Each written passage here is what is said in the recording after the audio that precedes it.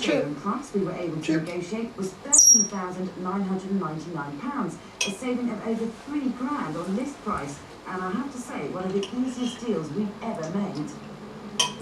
Sounds good, but you can do better. After a quick search on the internet, I found one that's even cheaper. When it comes to the ZT, based on a 75, we reckon the one you should go for is the 190, preferably in SE trim. It's got a lovely 2.5-litre V6 engine, a good chassis, and what's more, it does well in reliability surveys. The list price for this one is £26,555, but what's the least you can pay for one today? In this case, it was our extensive trawl of dealerships that drew up the best deal. CD Bremel in Aylesbury offered us one for £18,999, a saving of £7,500.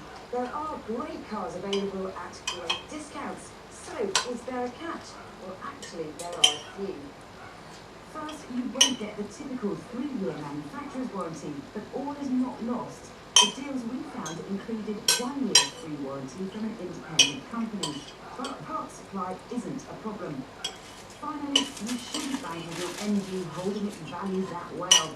MG Rovers have never been renowned for their residuals, but since when has buying a new car been an investment? At least those big discounts sweeten the deal. It may sound a cold and mercenary thing to say, but the fact of the matter is, there's never been a better time to buy an MG.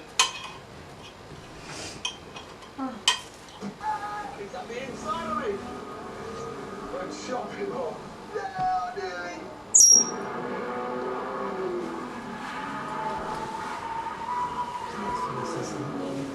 I'd say he's a good old lad, isn't it? There's not many people in the world who drive cars like Tim does. It's actually a joy to watch him. There's nothing to do. I thought he was holding me up. No, I'm sure he thinks I'm like his. Oh, jeez. Concentrate, Tim.